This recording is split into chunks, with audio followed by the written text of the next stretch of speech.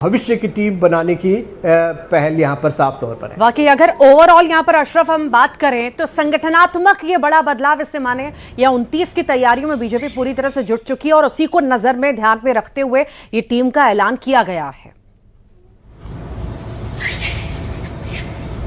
हाँ बिल्कुल, देखिए ये जो टीम बनाई गई है ये भविष्य को देखते हुए ही बनाई गई है, आने वाले चुनाव को ध्यान में रखे और सबसे महत्वपूर्ण बात कि किसकी क्या काबिलियत है, उसकी क्षमताएं क्या हैं। तो पार्टी ने, संगठन ने वो क्षमताओं को जांचा है और उसी के बाद इनको आगे बढ़ाया है, उनको नई जिम्मेदारी दी गई। चाहे आप छत्तीसगढ़ की बात कर लीजिए, मध्य प्रदेश की बात कर लीजिए, लाल सिंह आर्य पहले यहाँ पे संगठन में मूल SC/ST के अध्यक्ष थे, अब उनको उपाध्यक्ष यहाँ पर बनाया गया, उनको बड़ी जिम्मेदारी गई है। युवा चेहरा है, युवाओं को मौका दिया जा रहा है, जैसा लगातार प्रधानमंत्री से लेकर संगठन के जो तमाम बड़े नेता हैं इसी बात का फोकस करते थे कि जो नए हैं, ऊर्जावान हैं, युवा हैं, उनको मौका दिया जाएगा और जो हमारे वरिष्ठ हैं तो उनका अनुभव तो आपको यहाँ पर। अच्छा, यहाँ पे ज्यादा सरप्राइजिंग क्या लगता है, स्मृति ईरानी की वापसी या राम माधव को बड़ी जिम्मेदारी देना, इन दोनों में से ज्यादा सरप्राइजिंग क्या लगता है अशरफ?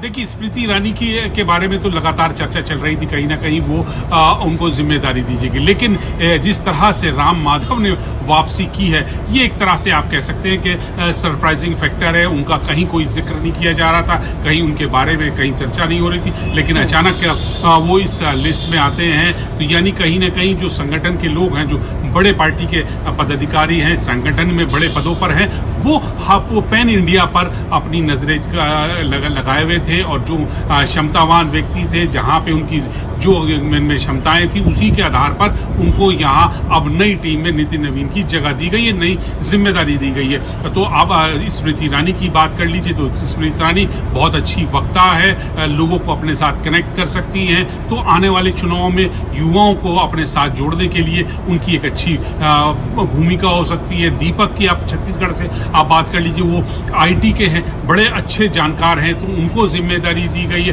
रूप कुमारी चौधरी है, लाल सिंह आर्य, ये सब लोग जो हैं कहीं ना कहीं अपने अपने क्षेत्र में बहुत निपुण हैं, परिपक्व हैं और उनको अब नितिन नवीन ने नई जिम्मेदारी देकर आने वाले समय में पार्टी और संगठन को और ज्यादा मजबूत करने का साफ संकेत दे दिया। और संकेत इस बात का भी है कि नए लोगों के साथ और जो अनुभवी हैं उनका, दोनों का, युवाओं की जोश और अनुभव जो है पुराने लोगों का, वो मिश्रण है, उन्हीं के सहारे पार्टी आगे बढ़ेगी और चुनाव जीतेगी। और चुनाव सिर्फ ये आप अगर बात करें कि सिर्फ ये पंजाब के, उत्तर प्रदेश के वो नहीं, इनको आगे तक की, आप 2029 से आगे तक की यहाँ पे जो भूमिका है उस भूमिका को लेकर यहाँ पे देखा जा रहा है कि कैसे संगठन को मजबूत किया जाए, पार्टी को लगातार सत्ता में बनाए रखा जाए और लोगों की अपेक्षाओं के ऊपर भी खरा उतरा जाए। जी ठीक, आप लगातार बने रहिए अशरफ। हमारे साथ पंकज शुक्ला बड़वानी से जुड़े हुए हैं। पंकज, कितनी खास माने ये लिस्ट जो जारी की गई है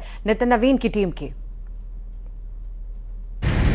जी बिल्कुल बड़ी बात है, क्योंकि जो गजेंद्र पटेल है वो बड़वानी से आते हैं और बड़वानी में भी इस वक्त खुशी का माहौल है।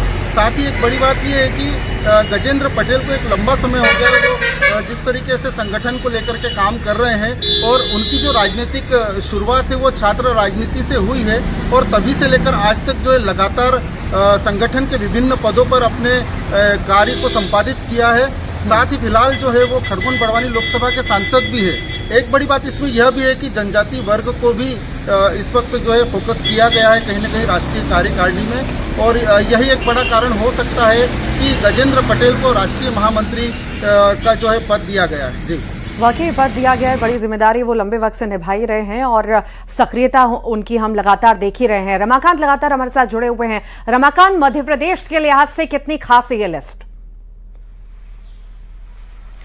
जी, मध्य प्रदेश के लिहाज से बेहद ही खास ये लिस्ट है, चाहे उपाध्यक्ष, राष्ट्रीय उपाध्यक्ष हो, राष्ट्रीय मंत्री हो, राष्ट्रीय महामंत्री हो, यहाँ तक कि मीडिया टीम में भी मध्य प्रदेश से आशीष अग्रवाल का नाम शामिल है जो सह मीडिया संयोजक बनाए गए हैं। यानी 5 नाम मध्य प्रदेश से जो है इस लिस्ट में है।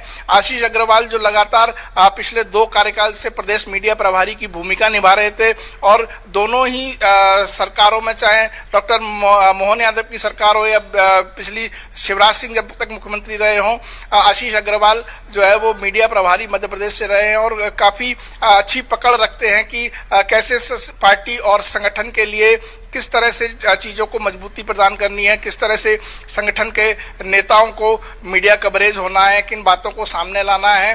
ये सारे संयोजन की भूमिका में अब वो राष्ट्रीय टीम में भी शामिल हैं। आशीष अग्रवाल जो है वो अब जो मीडिया संयोजक है राष्ट्रीय टीम में, अनिल बलूनी उनकी टीम में एक मीडिया सह संयोजक के तौर पर उनका नाम शामिल है। यानी मध्य प्रदेश से इस लिस्ट में अब तक 5 नाम शामिल हो चुके हैं और ये पांचों नाम जो है वो कहीं ना कहीं लंबे समय से संगठन और सरकार दोनों के लिए ही काम करते रहे हैं। चाहे आशीष अग्रवाल हों जो संयोजक बनाए गए हैं मीडिया के, चाहे बीडी शर्मा जी हों जिन्हें जो है वो संकुल और प्रकोष्ठ का संयोजक बनाया गया है। क्योंकि हम अक्सर देखते हैं कि संगठन और सरकार के तालमेल की बातें हमेशा होती हैं, चर्चाएं हमेशा होती हैं, पर अब जब टीम का ऐलान हुआ है तो ये मजबूती शायद आने वाले वक्त में नजर आएगी क्या? क्योंकि ज्यादा वक्त नहीं, 28 में चुनाव भी होने हैं, उस लिहाज से भी बेहद खास, और दोनों एक साथ होंगे, तालमेल बैठेगा तो और ज्यादा अच्छा प्रदर्शन भी होगा।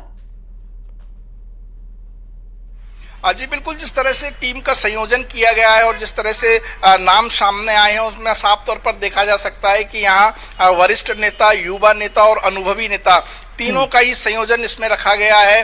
चाहे स्मृति ईरानी हो या अनुराग ठाकुर हो, ये सब जो है वो लगातार लंबे समय सरकार से भी जुड़े रहे और संगठन से भी जुड़े रहे। बीडी शर्मा का नाम है, लगातार मध्य प्रदेश में 2 बार प्रदेश अध्यक्ष बने रहे, खजुराहो से लगातार सांसद हैं और कविता पाटीदार राज्यसभा सांसद हैं। जो कहीं ना कहीं सभी लोग, गजेंद्र पटेल जो सांसद हैं, कहीं ना कहीं सभी लोग अपनी भूमिका संगठन और सरकार दोनों के लिए निभाते रहे हैं। और अब नितिन नवीन भी जो है वो अभी कुछ ही दिनों पहले लगातार बने रहिए। अभिषेक शुक्ल हमारे साथ लगातार जुड़े हुए हैं छत्तीसगढ़ से। अभिषेक, हम आने वाले चुनावों को देखें या राजनीतिक दृष्टिकोण से देखें तो आखिर कितनी अहम हो जाती है ये लिस्ट, ये नाम, और आने वाले समय में इसका कितना असर आप देख रहे हैं? बिल्कुल असर तो होगा, काफ़ी मंथन इस लिस्ट पर यहाँ पर हुआ है तो असर होना बहुत स्वाभाविक सी बात है। और जो लिस्ट हम देख पा रहे हैं, जैसा कि मैंने भी कहा कि मिक्स लिस्ट है, इसमें नए पुराने चेहरों को शामिल किया गया है। उनकी काबिलियत, उनकी जो पकड़ है, उनकी जो स्पेशलिटी है, उन चीज़ों को यहाँ पर ध्यान में रखकर इस लिस्ट में जगह दी गई है। और फ्यूचर की टीम में बहुत सारे नए चेहरे हैं जिनको संगठन में मौका मिला है और वो संगठन में अब काम करेंगे। इससे पहले ऐसे कई चेहरे थे जो सरकारों में काम करने का अनुभव ले चुके हैं, ऐसे भी चेहरे हैं। और कई ऐसे चेहरे हैं जो कि संगठन में महारत काम करने की उनको हासिल थी, वो उन चेहरों को भी यहाँ पर मौका यहाँ पर दिया गया है। उनके काम को ध्यान में रखा गया है, उनके क्षेत्रीय स्तर पर अनुभव को ध्यान में रखा गया है, वो इससे पहले उनकी परफॉर्मेंस क्या रही है, उनकी यूएसपी क्या है, इन तमाम चीज़ों पर मंथन यहाँ पर किया गया है। जैसे मैं छत्तीसगढ़ का अगर जिक्र करूँ तो दीपक मस्के सोशल मीडिया राइटी यहाँ पर संभालते थे। चुनाव में जो जीत मिली है 2023 के चुनाव में, उसमें उनके आईटी सेल के काम को बहुत सराहा यहाँ पर गया। और क्योंकि नितिन नवीन प्रभारी के तौर पर उनके काम को यहाँ पर देख रहे थे तो उसका इनाम उनको यहाँ पर मिला और राष्ट्रीय स्तर पर उनके टैलेंट को संभालने की यहाँ पर एक कवायद की गई है कि वहाँ पर वो परफॉर्म करें। रूप कुमारी चौधरी भी है, महासमुंद से आती हैं, सांसद हैं, लेकिन संगठन में पहले भी वो काम करती रही हैं, तो उनके संगठनात्मक अनुभव और एक महिला होने के नाते इस तरीके से एक प्रखर वक्ता है, उन चीज़ों को देखते हुए उनको यहाँ पर जगह दी गई है। रूप कुमारी चौधरी को महिला मोर्चा का अध्यक्ष बनाया गया है। अच्छे बोलने वालों को जगह दी गई है। स्मृति ईरानी की वापसी हुई है महासचिव के तौर पर। 13 अगर राष्ट्रीय उपाध्यक्षों का जिक्र करूं तो इसमें बहुत सारे नए चेहरों को यहाँ पर शामिल किया गया है। नए और पुराने चेहरे मिक्स आप कह सकते हैं। वसुंधरा राजे पहले भी राष्ट्रीय उपाध्यक्ष रही हैं, लेकिन जैसे छत्तीसगढ़ में है, नए चेहरों को पूरी तरह से मौका मिला है। डॉक्टर रमन सिंह पूर्व मुख्यमंत्री हो या सरोज पांडे हो या फिर लता उसेंडी हो, ये उपाध्यक्ष इससे पहले की लिस्ट में थे, अब वो उपाध्यक्ष नहीं यहाँ पर है, तो नए चेहरों को उनकी जगह यहाँ पर प्राथमिकता दी गई है। भविष्य की टीम बनाने को प्राथमिकता दी गई है। तो कह सकते हैं नितिन नवीन या भाजपा का जो शीर्षस्थ नेतृत्व है वो चाहता है कि भविष्य के नेता तैयार किए जाए, भविष्य की टीम यहाँ पर तैयार की जाए और इन तमाम मंथन के बाद इन नामों को यहाँ पर